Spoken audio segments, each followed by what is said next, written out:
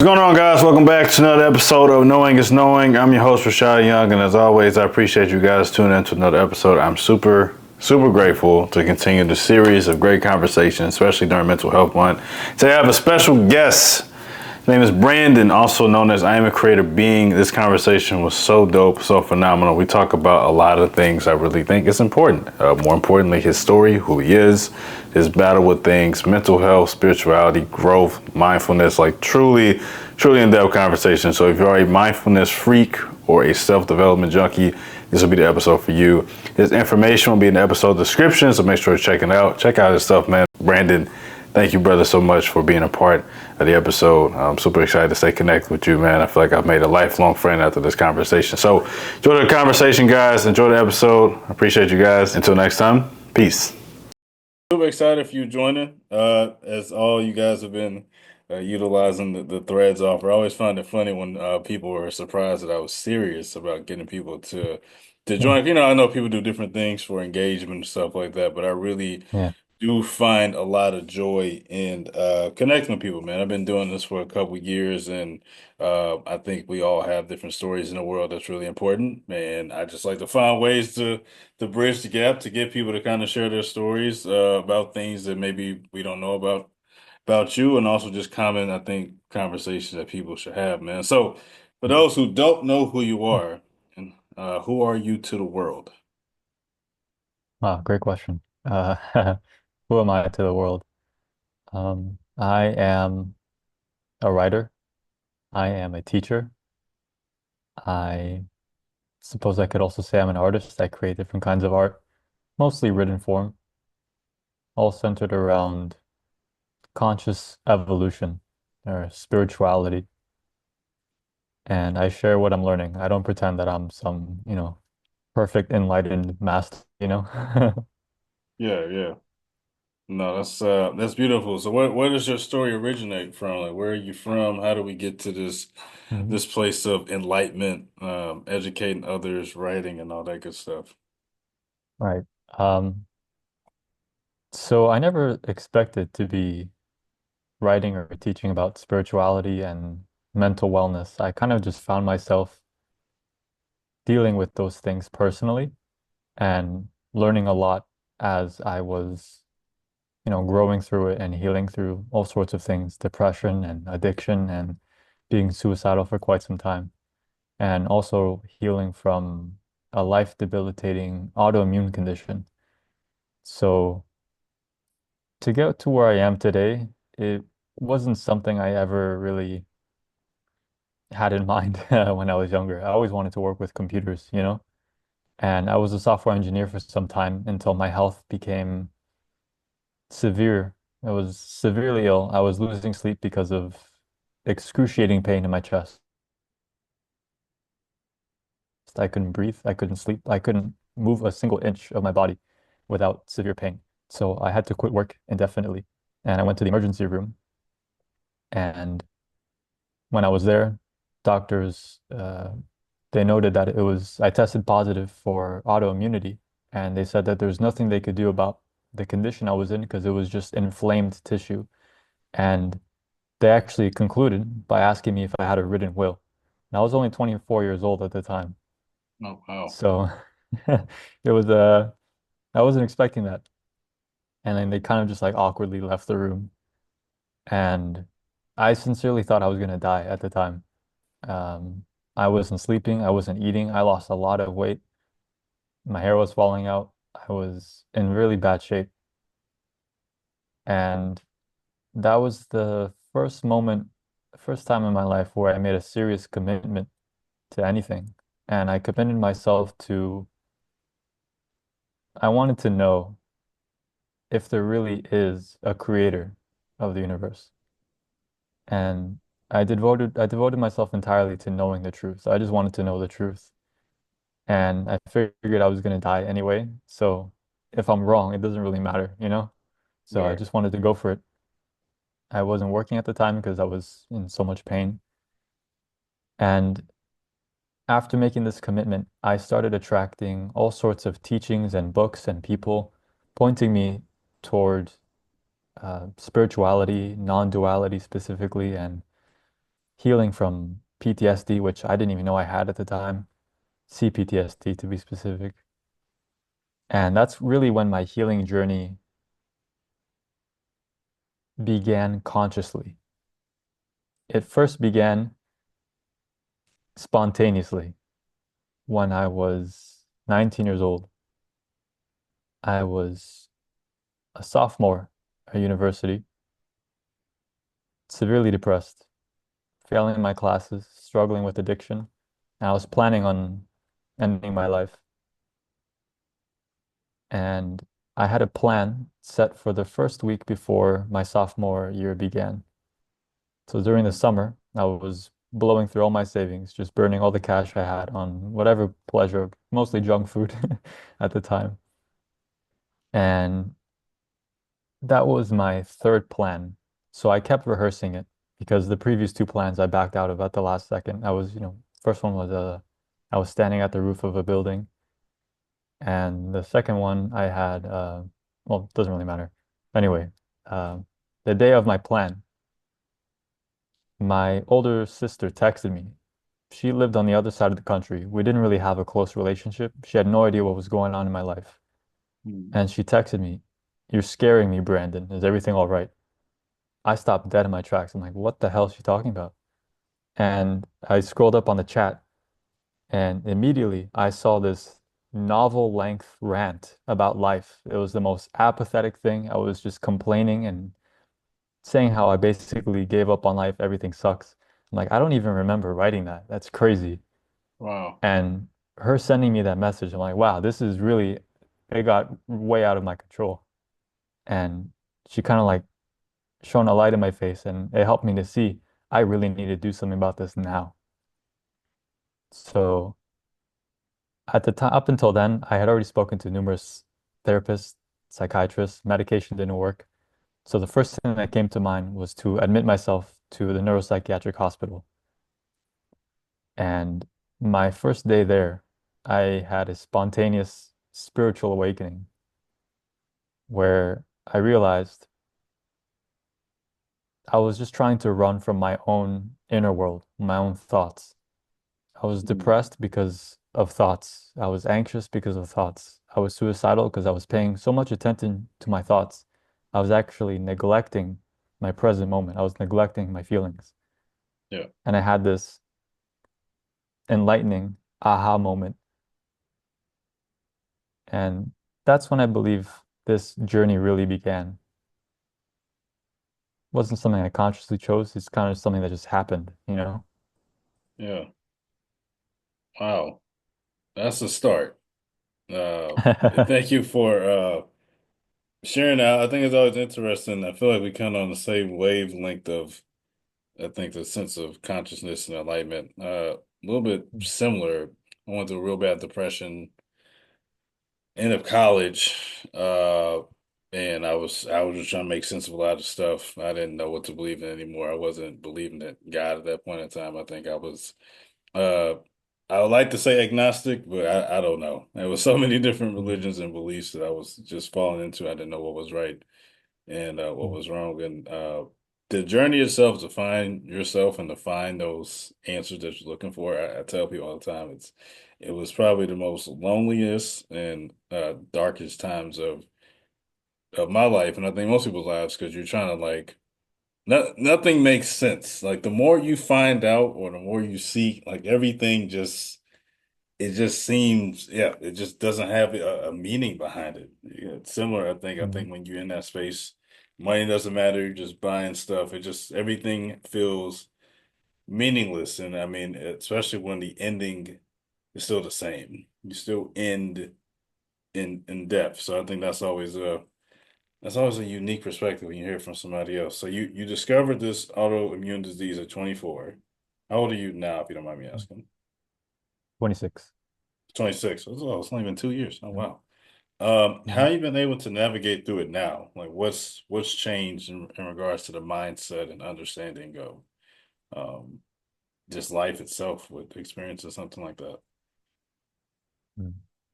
Question. Well, it's funny that you mentioned this sort of philosophical depression, realizing how nothing matters, everything is empty and meaningless.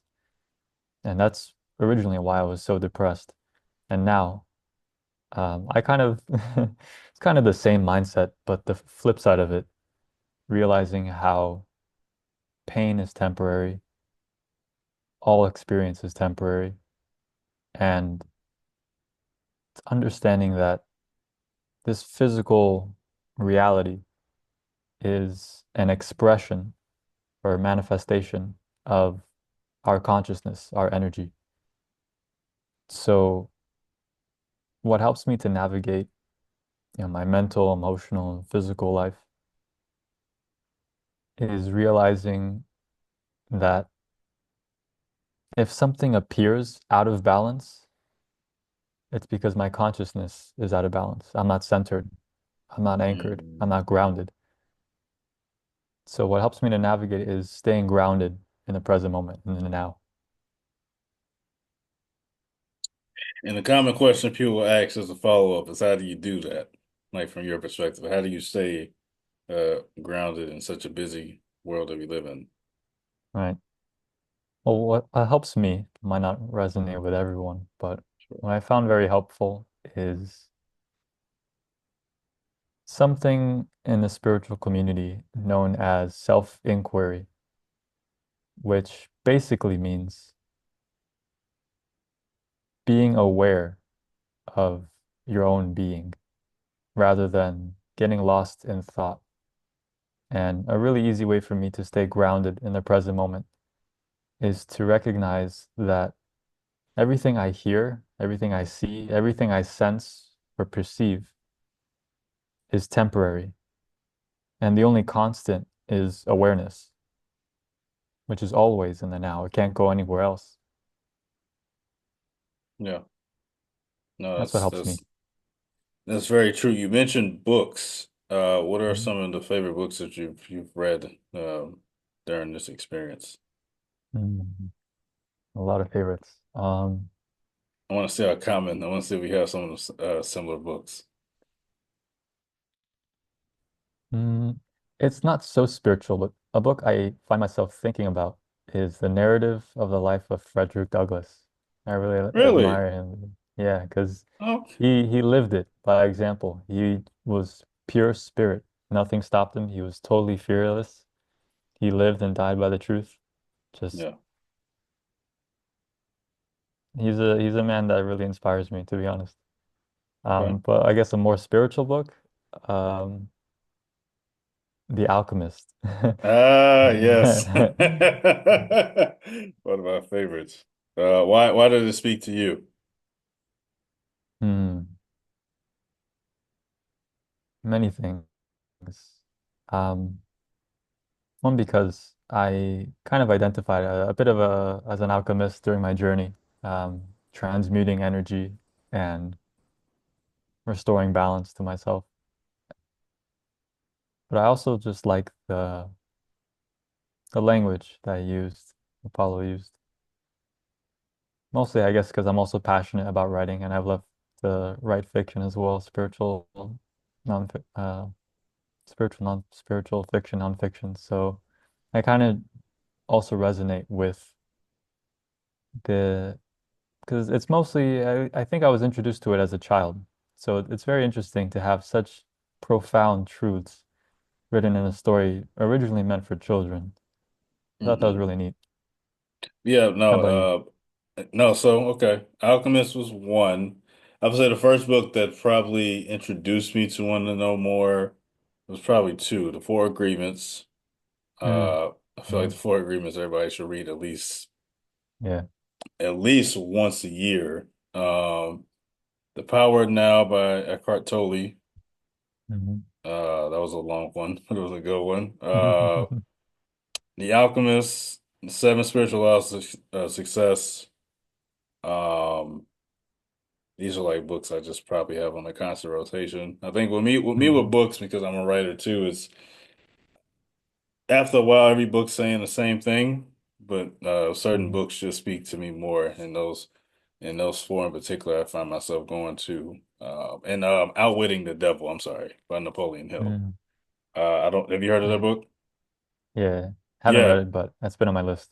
Man, it's so intense, man, because I think I read that, what am I, 30 now? I was like 24, 25, Mhm. and I think again just trying to figure out what was working best for me and my beliefs and Mhm. just the interview based style and how much truth was centered around it. Even though the book was written, I want to say late 1930s or 40s, but I know he couldn't publish it. His family, he promised his family he would not publish it until he passed, Hmm. because of some of the controversial things that are in the book. And I there are see. some controversial things in the book. So it was a promise that he made. But to see how much of it still has an influence in today's time, it's really interesting how accurate some of these people were, uh, Mhm. at a time where they didn't know what the next 60, 70 years probably looked like. They probably didn't even think that we'd have laptops and able to even have these type of conversations. So Mhm. just to see that, yeah, I just think it's those type of books that really kind of keep me grounded in a sense because I think our own personal transformations is always centered around navigating our egos. One, I think that's the hardest thing. Um, Mhm. I think that's one of the reasons why I started to do these type of interviews.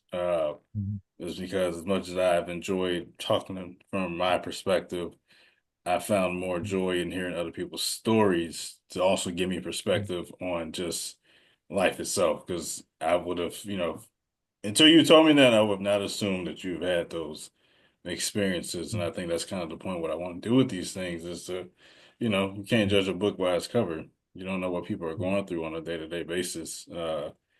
Sure. And I think it's just important to give people a platform, really. Like that's been my goal probably since October, since I really like made that conscious decision. Because I wrestled with it for a while. I've done interviews in the past. I've done several. Uh, but my ego just wouldn't allow me to go back to it because I wanted it to be about me, essentially. Mhm. Um, but I think when I gave it another try, just the amount of conversations I've had over the past few months, I'm like, there's some really amazing people out here, and most people don't know them. Most people don't know them. Most people, or maybe you've tried to get platforms or try to get on platforms, and people act weird or they charge you to get on their platform. Just a whole bunch of mess. I respect it. I just think again, we got to go back to the essence of human connection, which is to Mhm. sit and have a conversation, rather than 30 Yeah. minutes, an hour. I don't care. I try to learn something from each of this. And then, in that short time now, I've learned so much about you. Um, and things I think that are important. So, but I want to go back to the writing piece. So you said you write fiction. Kind of similar to like Alchemist style books. How long have you been doing that? And do you have a book out? Are you working on a book or anything like that? Well, I write all types of literature. Sure. Mostly for fun, I write fiction, but I've only ever published nonfiction. I've just published my memoir, actually, self-published on Amazon, explaining my story of healing and transformation.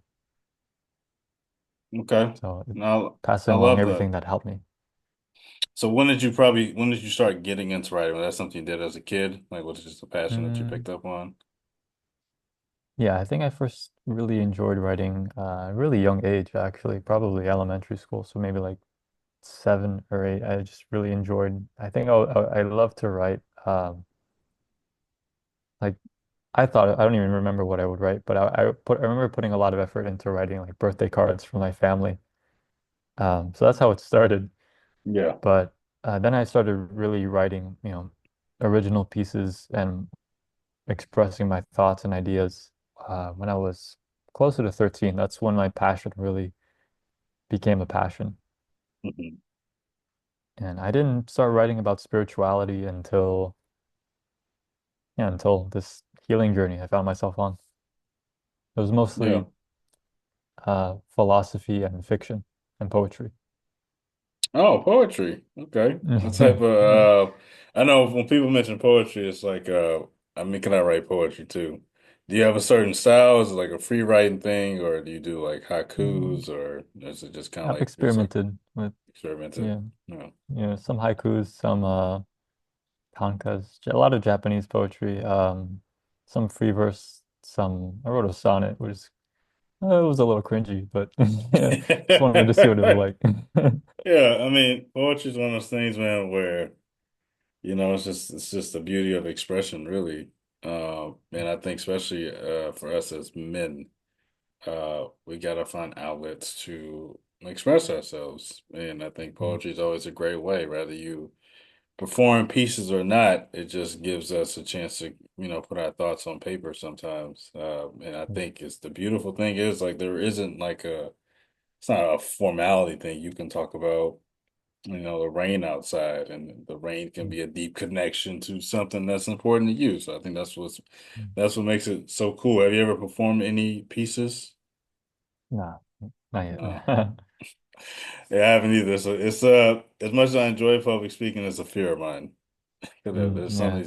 some of these pieces are so personal and so vulnerable. I think it is the perception of being ridiculed or not performing it to the way that I would like. Right. Uh, but Yeah, I'm it's also something so like, personal.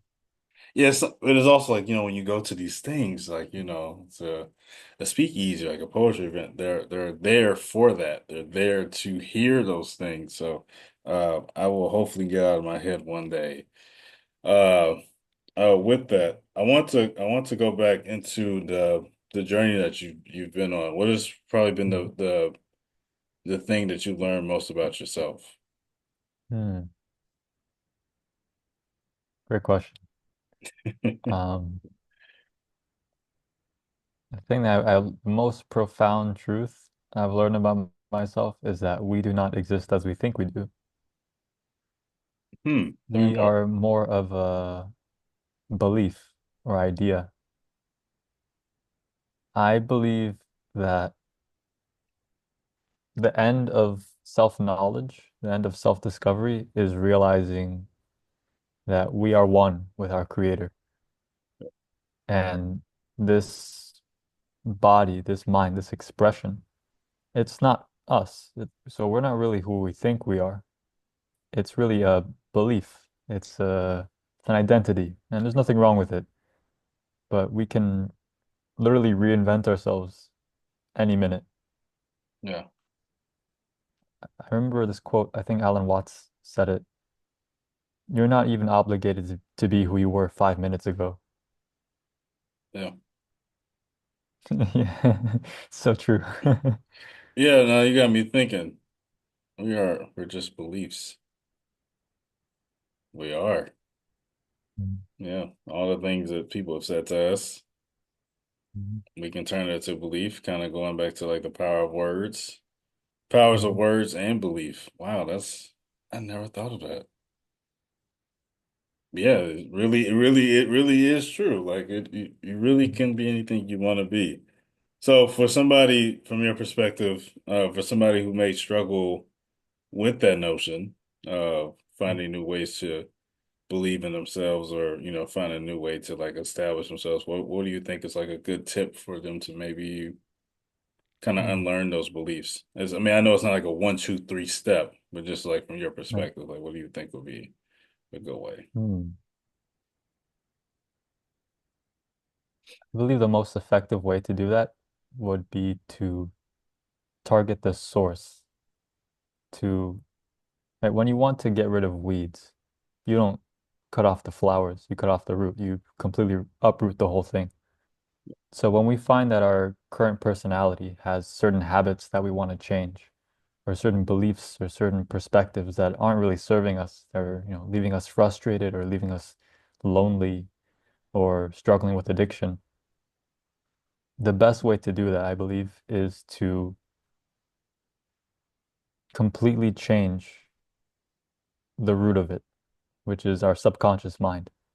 Yeah, Our subconscious mind is, from my understanding, it's the storehouse of our beliefs, our patterns.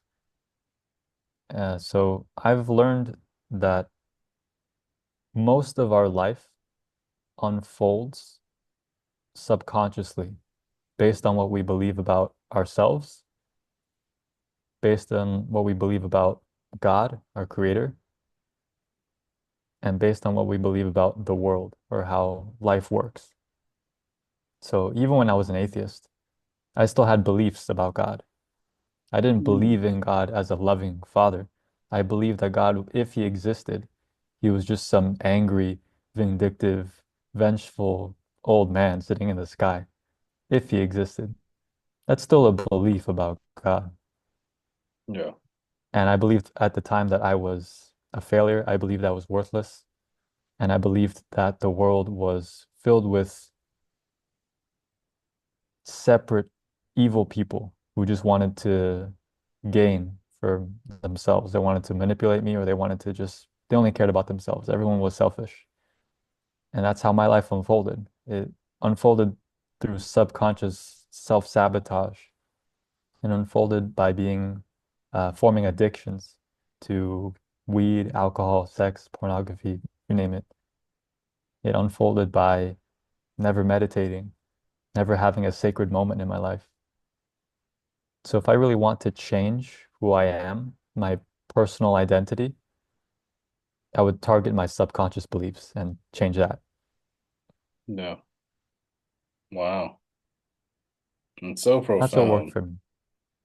Yeah, and I think that can also work for everybody. I think it's just finding their system. I think you mentioned one thing that we didn't really get a chance to tackle on just yet. I think it's more common in men, uh, are those addictions, those vices that you kind of express. Yeah, I know again, these aren't one, two, three step processes. Some of these, things we're battling with for years, or silent battles typically. Mhm. Especially pornography, because that's the one that really you like. With drugs and alcohol, you can see alterations to your body, right? Maybe you gain Mhm. more weight, or your lips turn Mhm. darker. But porn is one of those where you can't, you would never Mhm. know. It's not one of those things that people uh you can visibly see. Uh, how are you able, or how were you able to kind of navigate through those addictions? Because those are essentially strongholds they have. Those are another versions of beliefs. Like we feel like we need those Mhm. things in order to either feel things or to remove the pains that we're feeling in our life or fill some other void. Mhm. Well, I did it by doing exactly what you just pointed out, which was recognizing the pattern and understanding myself. And I would basically observe when I wanted to, for example, relapse and watch pornography, I would just understand myself and ask myself, what for? What need am I trying to fulfill? And then one day I realized I was so lonely, I couldn't even, like, I just broke down in that moment, like, wow, this is why I'm doing it. I don't like who I am. I hated myself. I felt like I was alone. I had this awful sense of loneliness. That's why I'm watching pornography every day. That's why I was. And yeah, it's just asking ourselves, what emotional need am I trying to fulfill with my senses? Yeah. Because it's all temporary, right? I watch something, I need to watch something else. I go on to the next thing until, you reach the happy moment and then it fades off and then you just want it again another day or an hour later, whenever it happens. It never actually Yeah. satisfies you. Besides us. Yeah. Yeah. It's like uh it's a dark place. It's something I used to struggle with. I've said that openly. Like I feel most men do. I think most people do. It's not. I think it's yeah. It's usually a void to. It's just the loneliness.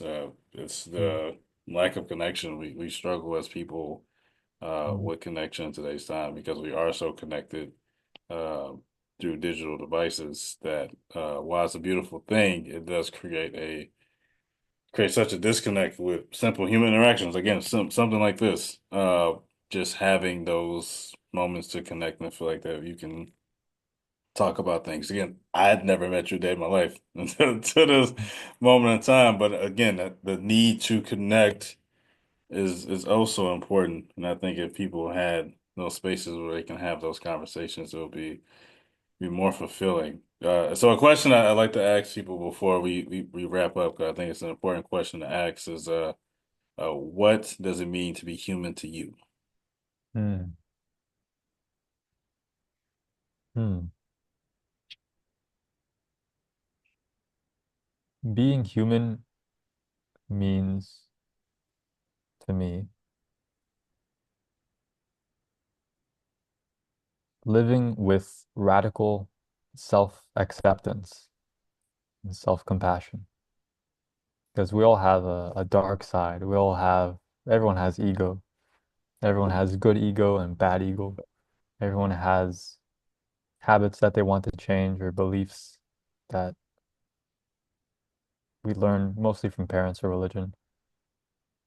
And being human to me means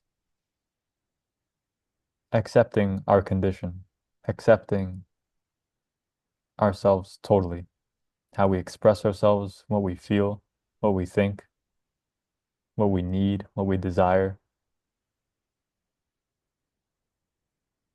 and allowing ourselves to be human.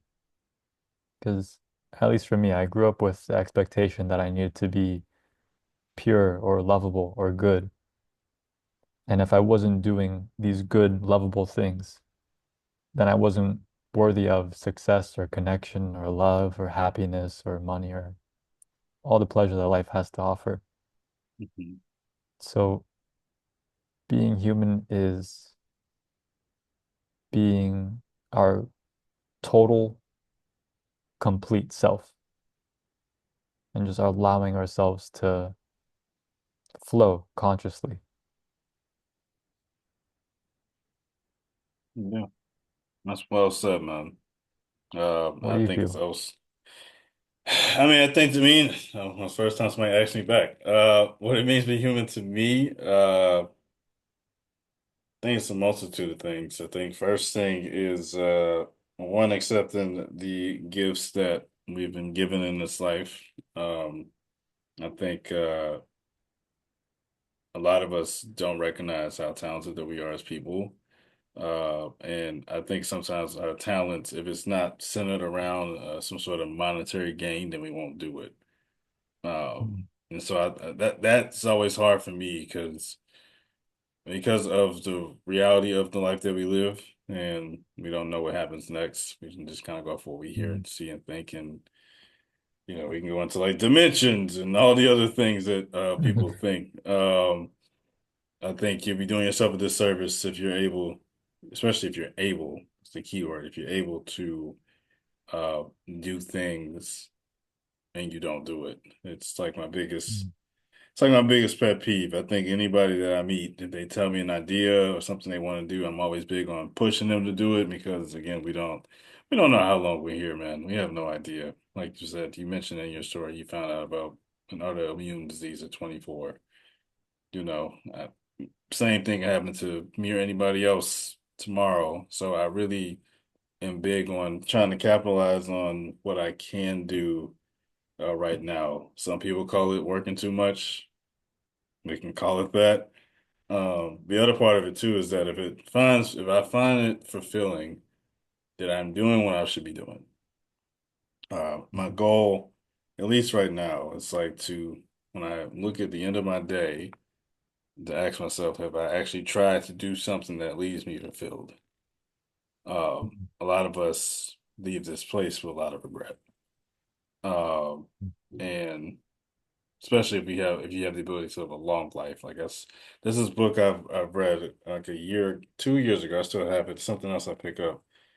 And I think it's called like A Year to Live. It's an old book. I don't think it's like a bestseller. I think I got it from like my grandma's house and she got it from like a thrift store, but it just spoke to me and it was just talking about essentially like the year of living. Like what if you were told tomorrow mm, that you only have 365 days to live? Like our priorities would change as people. We would try to do as much as we can in that short amount of time. So mm, I think what it means if one is to be fulfilled and live life through fulfillment and purpose.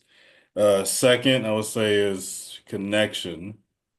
We thrive off that. And this is why a lot of us are suffering, as we don't have that connection. And we're trying to find ways to fill the voids of the loneliness that we feel. There's a big loneliness epidemic, I feel like, in this world. Um, and maybe that's just my counseling brain kicking in. But it's true. I just think a lot of us are so disconnected. that the human elements of connection and the need of it has essentially been augmented. It's not going the way it Mm. should be. And so a lot of people struggle with that. And then third, I think is service. I mean, I'm big on that. So again, goes back to why I shifted to making this more interview style, story based. It's doing something that I enjoy to do, but also giving the service of giving somebody else a platform again to share the story that people may have not known. Again, like I said to everybody else, until me and you were on this screen talking, I probably have not had a conversation. The most we probably had is a DM interaction and the email. So I go into it with the hopes and the understanding it's a conversation, and maybe that with that this 30 minute, 1 hour conversation, however long it is, creates a sense of fulfillment. And really, I find more fulfillment knowing that people feel good, especially if it's like their first one. Like before you, I had somebody else. It was her first one ever, and she was so thrilled and she was so happy. And then she posted on her story right afterwards, like I just did my first one. Like it, I feel good knowing that I am a part of that journey, even if we never speak again. It means a lot to me because I mean I think again that is our that is the importance of us people is to serve. Again, I can talk about that forever. I always say that. I say that all the time. I ask people that, like, what's the point of marriage? Can nobody ever tell me? But the answer is service, right? Everybody says everything else is love, is happiness, is this. Like, no, it's service.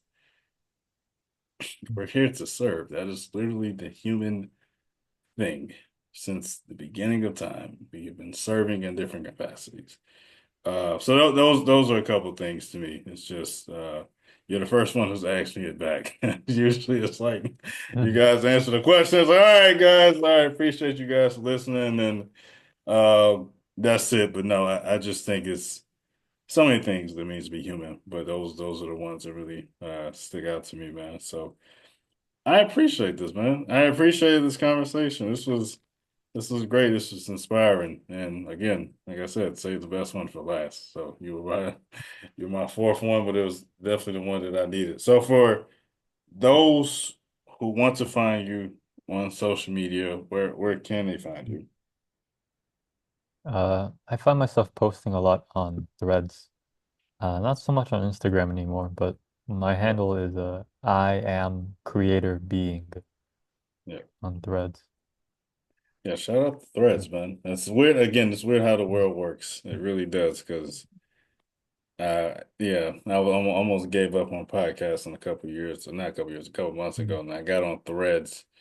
And I just put out a random post one day looking for people to interview, and it just, I said, okay. And I met some great people, and I did a second round again, and I'm like, all right, let's see. And you guys book quick. So I really do enjoy this, man. I really appreciate everything.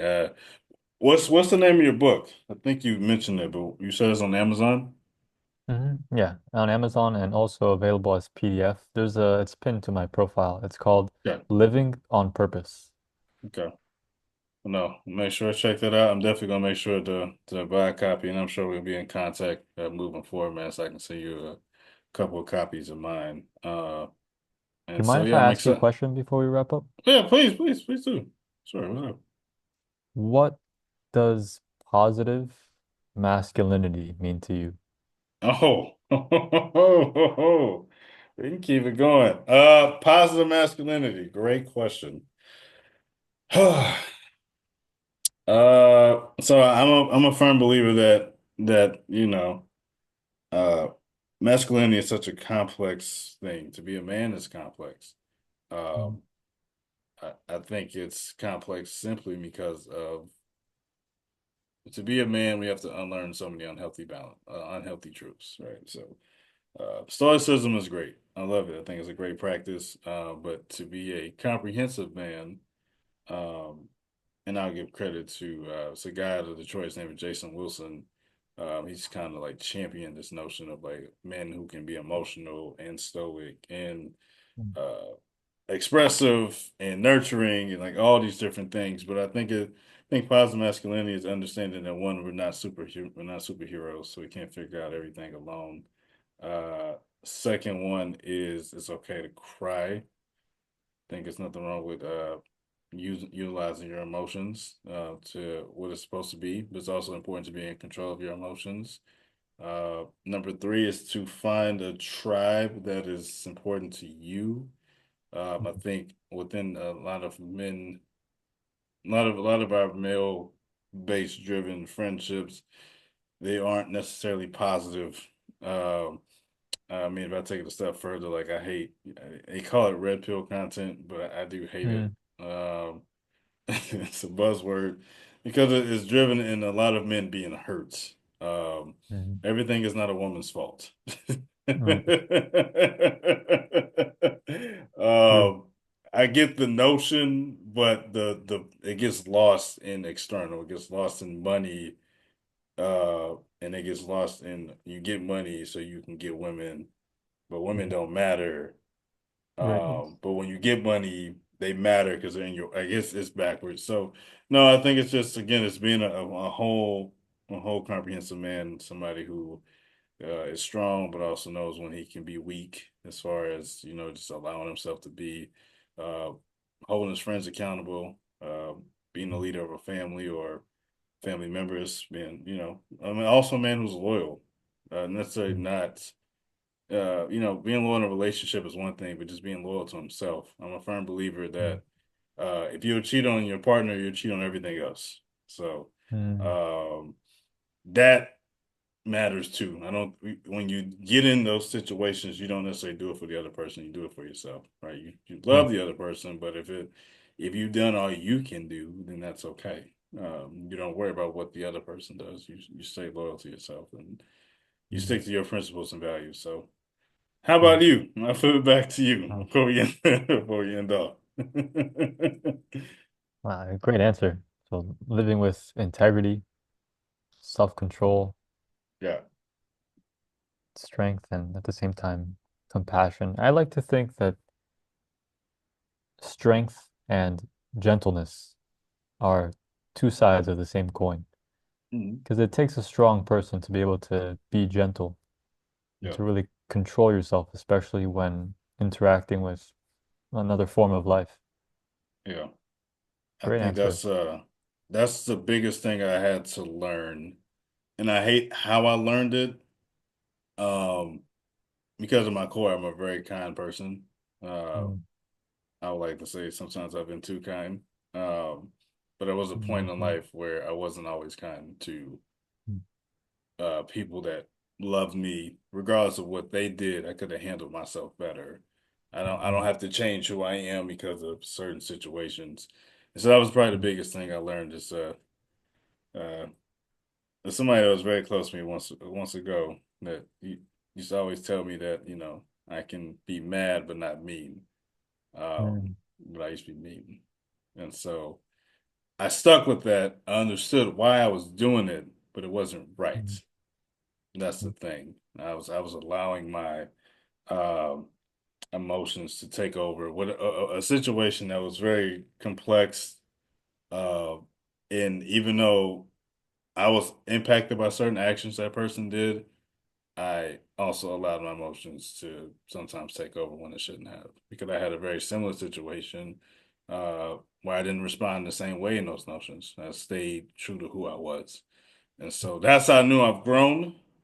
But also, when you go back in time, you know that if you can do it now, I could have did it then too. So doesn't mean mm, excuse me, doesn't mean that the results change. It's just realizing that I've always been a kind person. Don't allow other people to change that.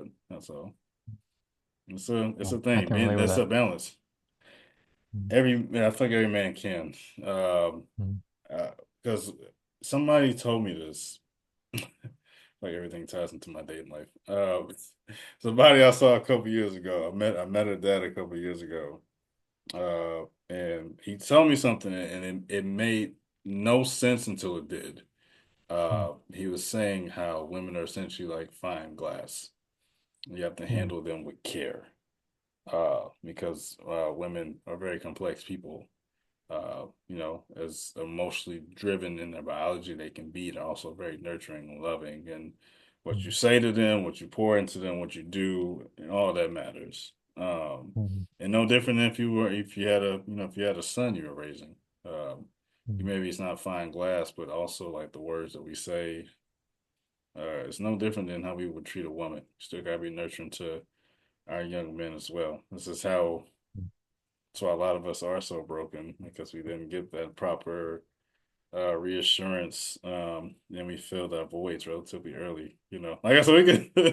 And these are that topic I can talk about for hours because it's just manhood is very complex, and I wish people will remember that men are emotional. I would say men are more emotional than women. I would actually stand on that notion. It's just that we have to mask it uh, out of fear of rejection or criticism or ridicule. I would actually argue that men are more emotional than women. Even the most nonchalant of nonchalant men, he learned that behavior. Like, you know what I mean? Like those are things that I don't think people keep in mind. So Yeah. it's Yeah, it's that it's being a tough nonchalant is a thing. mask. It Mm. is. All these things are masked. That, the athlete, the man who leaves with money. Mm. It's like it's all we if men were able to take off their mask, Mm. I would love to see people's reactions. Yeah. Uh, and I don't say that in a negative light to say that women alone would not be able to handle it, but I don't think the world would be actually able to handle uh, Mm. the complexities of what men really struggle with emotionally. Because if we said what we were feeling all the time, it's complex, but no, it's an True. important thing that we talk about, and I'm always a big champion of that because again, most of my so I guess for context, I'm a high school counselor by day, but I'm also in the process of being a therapist, and so I got half my clients are men and women, but for my men, a lot of the struggles right now is in their marriage with Mm. with intimacy or not feeling like a man enough, or Mm. somebody's navigating a career he doesn't know if he's going to ever make enough money to like it's the conversations between my male clients and women clients are it's like night and day, Mm. because just of the complexities behind it. It's just the man trying to remove all those masks that he has been dealing with for so long. So, like I Mm. said, I can talk about this all day, Wow. and I appreciate you asking me. It doesn't always happen, uh, and I really do appreciate this conversation, man. I really do. This was Yeah, a lot of I fun. figured it was gonna go this way, which is good. I appreciate that. I think it's awesome what you're doing, giving people a voice, giving a chance to connect and show people who they are. Yeah, I mean So that's fun. that's what matters. That's what matters at the end of the day, man. It's just again Mhm. allowing people to be people, and wherever this goes, I mean, hopefully my goal is like anybody else. We all got our own desires, of course. I would love for this to be big one day, but I still want to do the same thing. I would never want it to change, because there are some people with some very incredible stories. Um, that need to be shared and conversations that need to be had, man. So I do appreciate you, man. I really do appreciate you joining. This was fun. I'm definitely excited to check out your books and hopefully anybody listen when this does come out does find a sense of fulfillment, man. It definitely brought some fulfillment to me on this Sunday night. So I appreciate you. And for those who will listen and are listening, make sure to subscribe to the podcast on your favorite audio platform and check me out on YouTube. And check out Brandon's good stuff and all the work he's doing over at Threads. Till next time,